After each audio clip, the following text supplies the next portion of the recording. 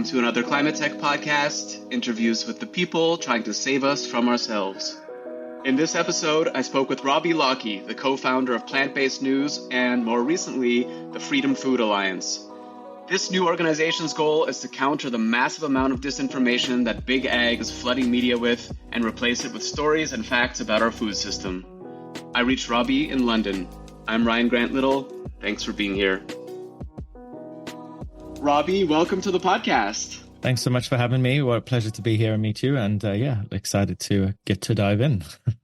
You wear a lot of hats, but the reason we're talking now when we are is because you've just launched the Freedom Food Alliance. Talk a bit about what that is and what problem it intends to solve. Absolutely. So in the world today, most of our food choices are governed by forces that are sometimes outside of our control. But one of the sort of biggest parts of our decision-making comes down to media. From a very young age, as children, we are conditioned to eat certain foods. We're told that we need milk for calcium, we need meat for protein, we need, meat for iron. And, these messages are given to us very young in a variety of ways. But in recent years, the advertising industry and the mainstream media, and of course, more recently, social media, have been huge super spreaders, we call of misinformation. And let's first establish the difference between misinformation and disinformation. Misinformation, and we can think of it a bit like an earthquake. The center of the earthquake, the epicenter, is the disinformation. That is when there is a person or an organization has purposely created misleading media to confuse the public or to mislead the public. And then once it spreads from that origin out into the public space, it gets passed from person to person, and then it becomes misinformation, because misinformation is defined as something that people accidentally share or share without realizing that the media is untrue. And the reason I created the Freedom Food Alliance is because I realized over the last 10 years of being involved in vegan media, the volume of misleading content in the mainstream media through advertising and of course on social media has ramped up rapidly. As the vegan and plant-based space or the alternative protein space or the alternative future food space has evolved and become much more effective in its advocacy and its reach, the meat industry and the dairy industry, egg industry, or the animal ag industries have really turned up the heat on the kind of propaganda messaging, which suggests that humans, need to eat meat, milk, and eggs to survive and be healthy. And of course, this ultimately is going to lead to widespread, which is already leading to widespread human disease, things like heart disease, type 2 diabetes, these are some of the leading killers of human beings, and of course, environmental collapse. And of course, with misinformation and disinformation comes inertia. People don't make the changes needed because they're confused. They are not sure. And people like to hear good things about their bad habits. So we open up a magazine, or they go in the supermarket, or they watch television. There's always a message there saying, drink milk, eat meat, eat eggs, because of this, that, or the next. And so the Freedom Food Alliance's job really is to challenge misleading narratives around food and nutrition. And we have a website, foodfacts.org, which will be launching soon, which is where you'll find detailed fact-checking and debunks of mainstream media, of influencers, health influencers on social media, or a politician or a brand, and we will do a real deep dive and analysis of those claims being made by that article, that billboard, that TV ad, and offer people, resources to be able to push back against stuff that is, sending people down the wrong path, essentially. Now, obviously, when it comes to morality, the plant-based and vegan space, veganism is all about like the killing of animals and, reducing suffering. But there's obviously also a scientific part to the lifestyle as well, which is a plant-based diet dramatically reduces the incidences of many forms of diseases today, but also reduces your environmental footprint. So the mission is obviously there to try and inspire people to eat more plants, but it's also to fight back against the misleading media, which essentially suggests that, animal products are essential when we know that that's completely untrue. You've touched on a few things I want to talk about there. And I like kind of your statement about people like hearing good news about their bad habits. And one of the things you're going to be doing a lot of is fact checking.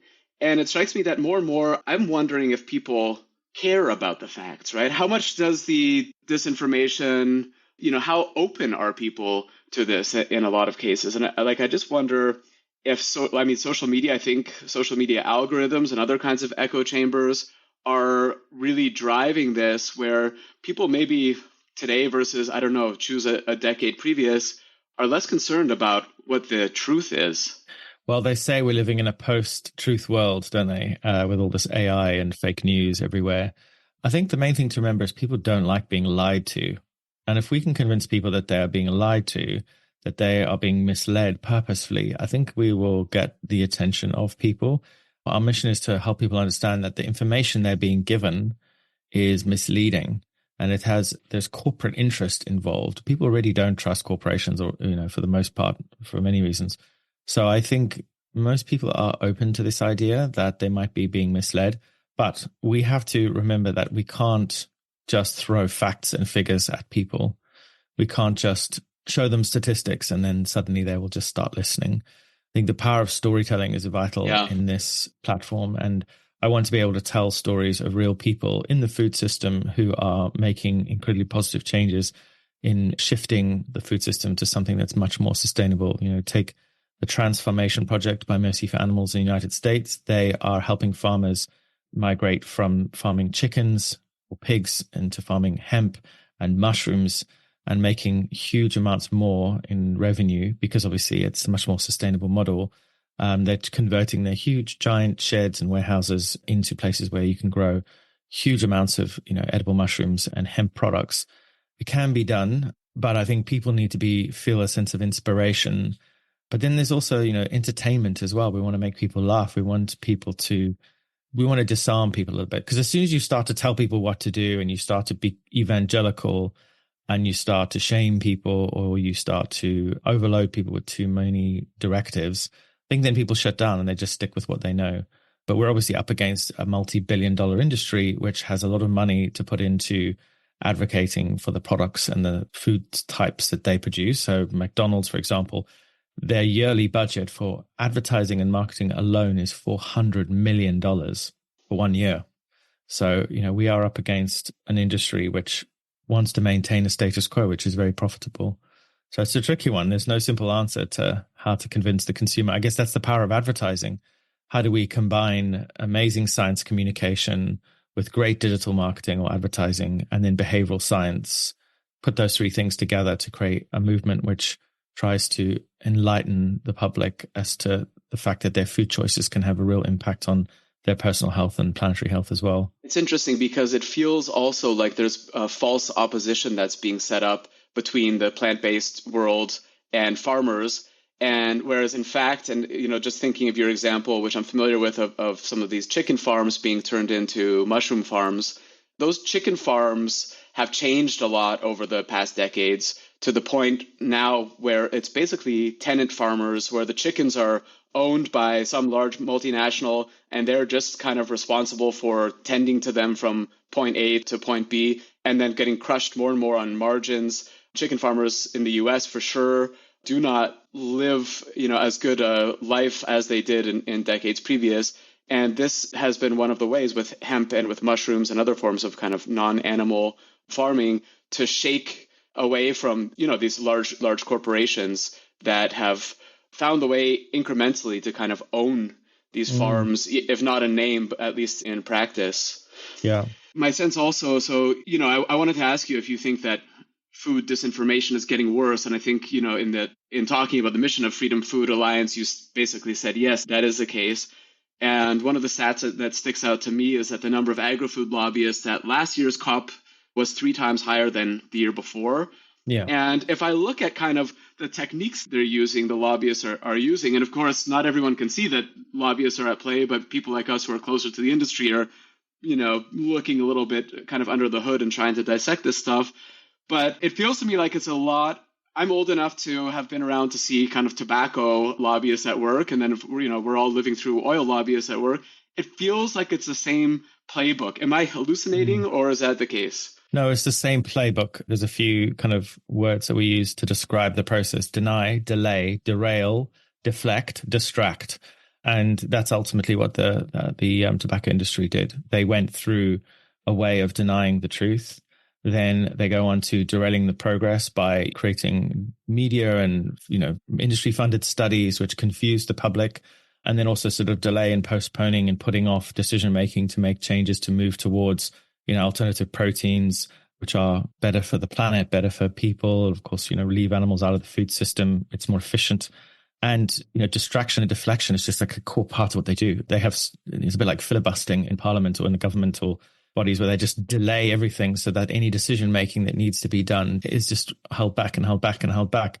They want to hold back as much as possible because they know the writing's on the wall that we need to make a change. There's been so many initiatives around over the years that have looked at like the effect of animal agriculture and have made suggestions. In the UK, we have the National Food Study, which suggests that we need to reduce our meat consumption by up to 30%. And that was done maybe 3 years ago, that study, and the government was supposed to respond and they didn't.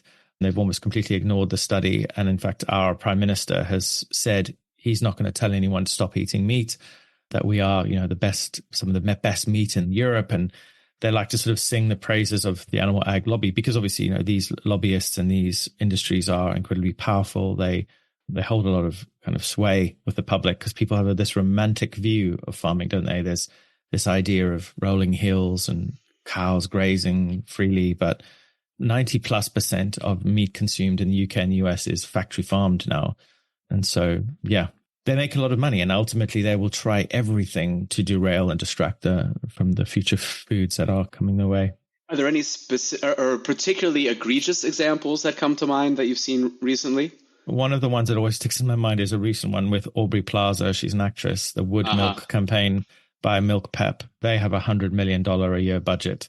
They produced an ad, for those that haven't seen it, they produced an ad with Aubrey Plaza, an actress, who was hanging out in this forest talking about her amazing wood milk.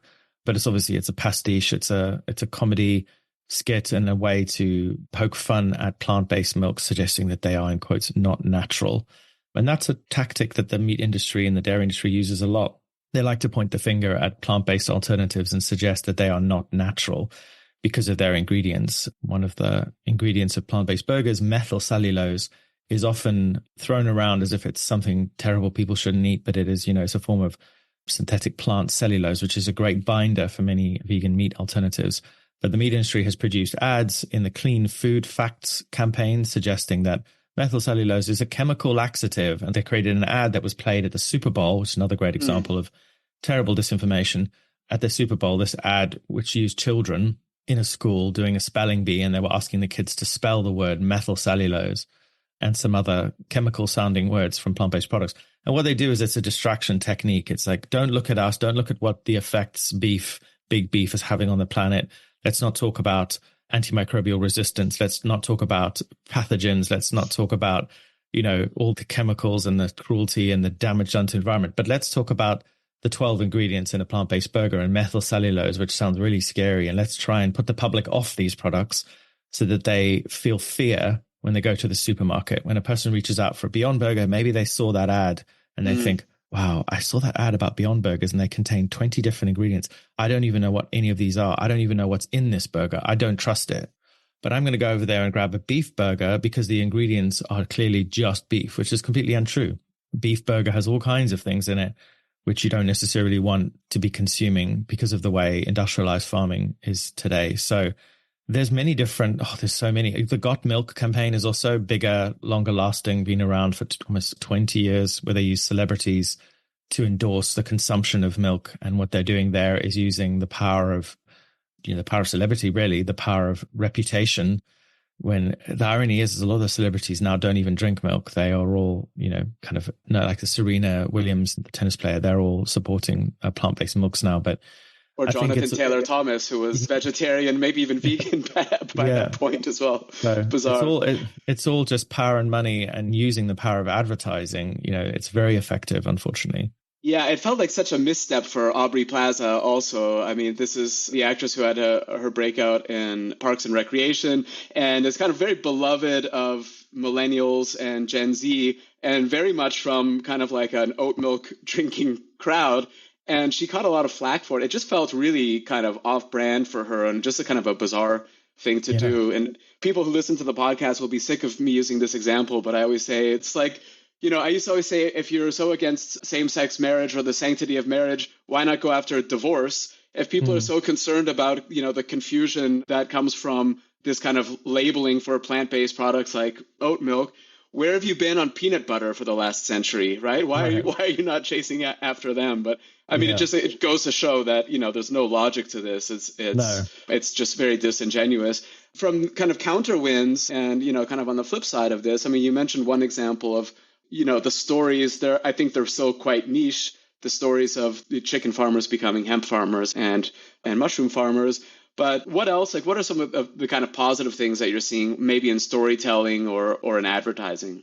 I guess some of the positive things are brands like Beyond who are looking at their ingredients and thinking ways in which they can lean into this idea of more natural ingredients, less additives. These transition foods are important because people do love the taste of meat and they want to be able to eat something that looks like meat, that tastes like meat. But for the most part, a lot of these products aren't performing as well as they could and should be. And you can understand why people who look at them and go, that's not chicken, so why are you calling it chicken? That's not beef. Why are you calling it vegan beef? So, but I think, more and more brands are looking at clever ways in which they can use more natural sounding ingredients. Beyond are looking at changing their fat base to avocado oil, to appeal to a more natural sounding product. And Oatly are making sure that, they're providing products that have no added sugars. And they're kind of leaning to this idea that, the plant-based products, alternative products, are being heavily criticized for the number of additives that they do have. So there is a real shift towards trying to create a cleaner label, as they call it. And I think that will work. But of course, industry will always find a way to critique and criticize. So who knows what the future will bring.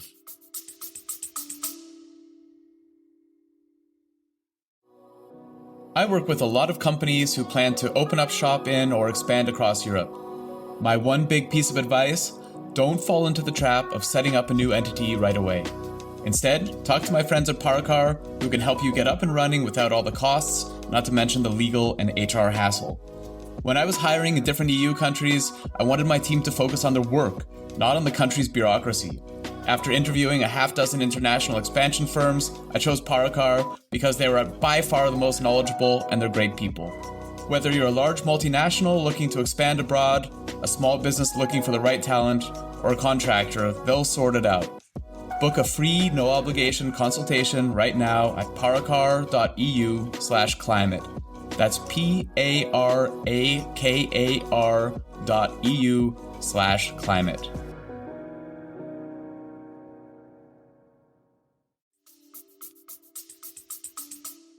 You mentioned also sort of the power of storytelling with celebrities, for better and for worse. You ran the celebrity chef Jamie Oliver's online presence for a while, I think about like 15 years ago, so a while back. Yeah. And I wonder kind of what role you see, maybe in the context of the Freedom Food Alliance. Are you having conversations with chefs? And, and these days, chefs are real celebrities. Can they play a role in disseminating the truthful and kind of useful information about food? Definitely. I think celebrities, especially those who are aware of the impact of food on the planet and on human health, have a huge responsibility, I think, to try and inspire people to eat more plants. I think what we want to see is people saying, we don't want people to saying, stop eating meat. We want people to say, eat more plants. We want to encourage and inspire people to increase the amounts of plant matter they have in their diet, to increase their fiber. So, Jamie has done a lot over the years to try and encourage people to eat more vegetables. And that's really something that he continues to do.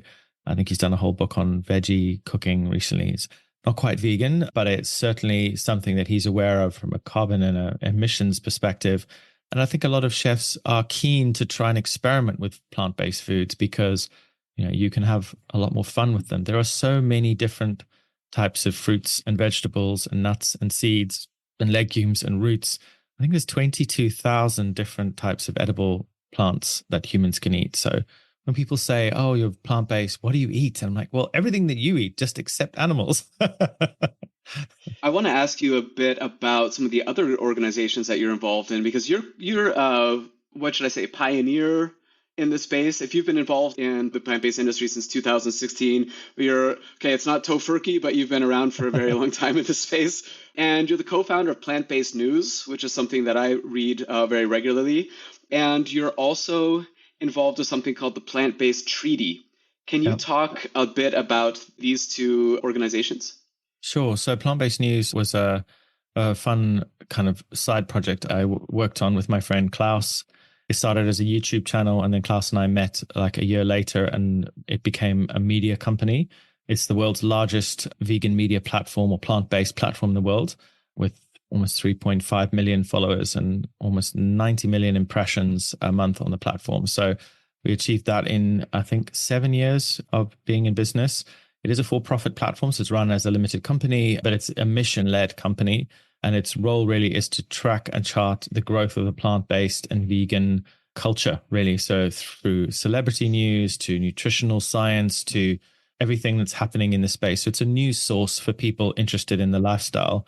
And it offers, a variety of media, from educational content to entertainment to health awareness and advocacy, by many, many interviews through leading plant-based and vegan doctors from all around the world. So it's really like the voice, I'd like to say, it's like the voice of the movement. It's something that, is always there, banging the drum for a cultural shift towards a more plant-based food system. Now, the intersection with the plant-based treaty is the food system itself. And the plant-based treaty exists on 3 core principles, which is relinquish, redirect, and restore. Relinquish is no land use change, ecosystem degradation, or deforestation for animal agriculture. So, basically halting the shift towards more animal ag. So no more new farms, no more new giant, massive factory sheds pumped with chickens and pigs. Then redirect is an active transition away from animal-based food systems to plant-based food systems. So investing money in farmers in just transitions away from animal-based food systems to plant-based food systems. So giving farmers the tools and the funding and the support and the knowledge to be able to make that change. And then the third step of the plant-based treaty is restore, which is actively restoring key ecosystems, particularly restoring forests and rewilding landscapes. So fixing the damage that we've been doing over the last century and a half, 2 centuries. And that can be done very effectively. And it is being done effectively around the country. People are taking back land and planting trees and bringing back keystone species. But the plant-based treaty as an idea was built on the fossil fuel treaty. And it's individuals, groups, and businesses and cities that endorse this idea and put pressure on governments to initiate it. And it goes in companion with the Paris Agreement. So the treaty as an idea is more than just a lofty ideal. It's a step-by-step process on how we can repair our planet and start to move towards a food system that nourishes the ecosystem rather than destroying it. Ecocide, which is, the killing of nature en masse, is something that's happening every single day. It's deeply entwined with the climate crisis. Animal agriculture is a leading driver of species extinction, of habitat loss, of ocean dead zones, of river acidification, of deforestation, of, there's a list as long as my arm of things that these systems, these food systems are currently doing to our planet. And we're now seeing, we're now sort of sitting, I suppose, at the event horizon of almost total collapse of our planetary systems. We're breaking many, many planetary boundaries because of what the food system does, not just the food system itself, but also the food waste and the transport. There's just so much that goes on that props up animal agriculture.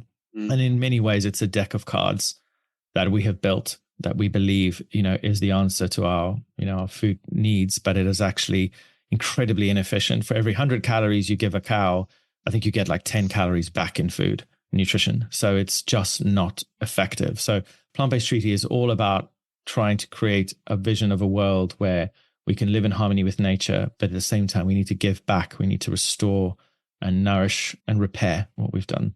What would be some examples of signatories to the treaty? The most exciting signatories are cities and councils all over the world. So in the United Kingdom, there are Bristol City Council, Glasgow City Council, Glastonbury City Council, and then they're working on the London City Council as well. So basically trying to encourage policymakers in these big metropolitan areas to adopt the plant-based treaty. And what that means is they will then start to try to roll out the idea of a more plant-based food system. So at public events, no more meat, no more animal products. We serve plant-based food only, trying to encourage and inspire more plant-based food into schools. As far as like celebrities go, it's all the usual vegan and plant-based celebrities like Moby, Ivana Lynch. Sorry, my memory's a bit slow this morning. Joaquin Phoenix probably is on there. Yeah, so all the classic vegan celebrities are behind it. But Leonardo What's interesting? DiCaprio, is he usually tied in with these? Is he vegan? He is, I think, kind of almost vegan, almost plant-based, but yeah, unfortunately, I don't think he's. I think his vegan has been spotted. Uh, Individuals. Here we go. Celebrities. Paul and Mary McCartney, Moby, Peter Egan, George Monbiot, Alicia Silverstone, Joaquin Phoenix, as you said, Rooney Mara, Paul Wesley, Jerome Flynn, Leona Lewis. So some big names there. Very cool. Very cool. I will check if the city of Vienna, where I live, is on there, but I doubt it, this being the home of the schnitzel, but I'll mention it. I'm hosting a food hack meetup on Monday with some people from the city, and I'll mention it and see what they say. City. I did find the city list. So Belfast, Rainbow Lake, Canada, Amsterdam, Netherlands, Kyoto, Uganda, Exmouth, United Kingdom. And there's lots in the United Kingdom, Edinburgh, Los Angeles, endorsed October 25th, 2022. And so, yeah, these are influential people within the city councils who have endorsed the treaty and are actively advocating for a plant-based food system within the political system within their city. It isn't always as effective as we would like because obviously there's so much pushback and a lot of people get shut down or silenced. But the point is having people within councils who are banging the drum for a more plant-based food system is really important, and it keeps the conversation moving.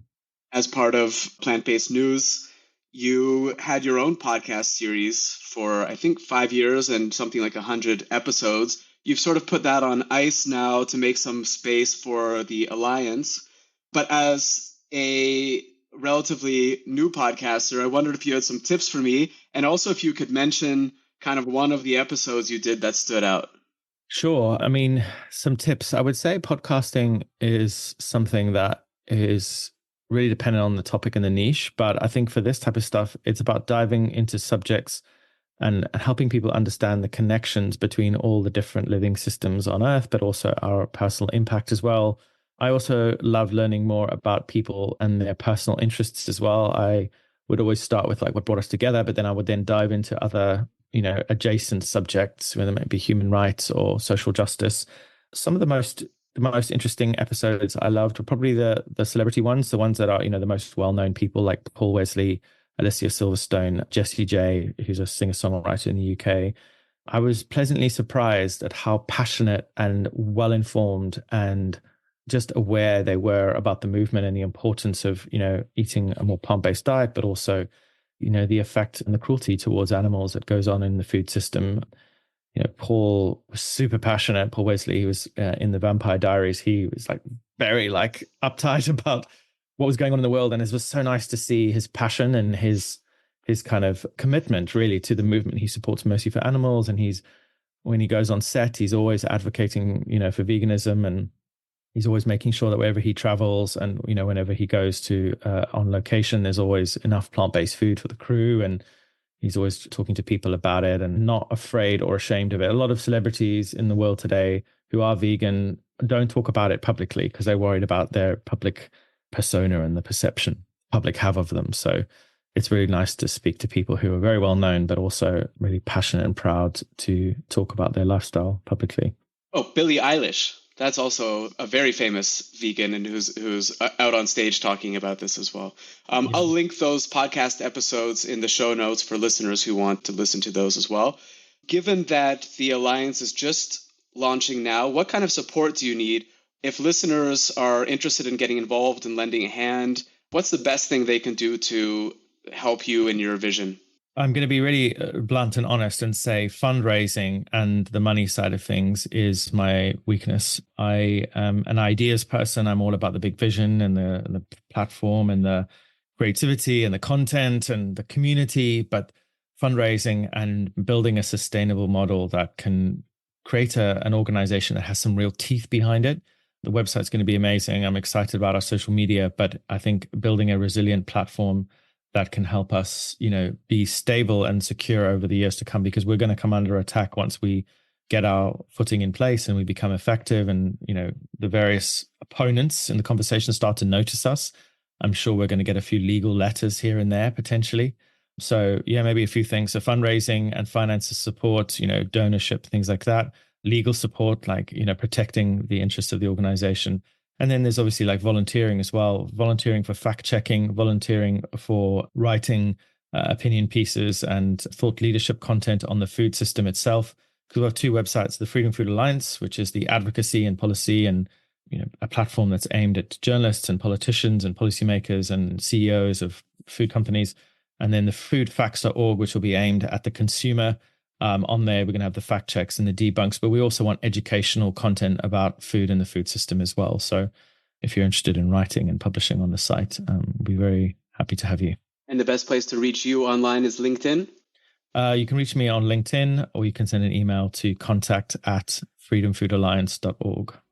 Robbie, it's been a real pleasure talking to you. Thanks a lot. Thanks a lot, Brian, for having me. Real pleasure.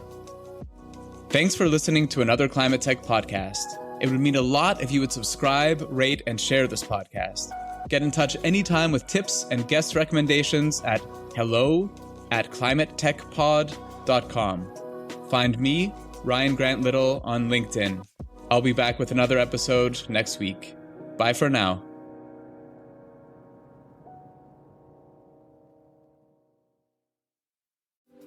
This episode is supported by Grizzle, B2B content to create and capture demand.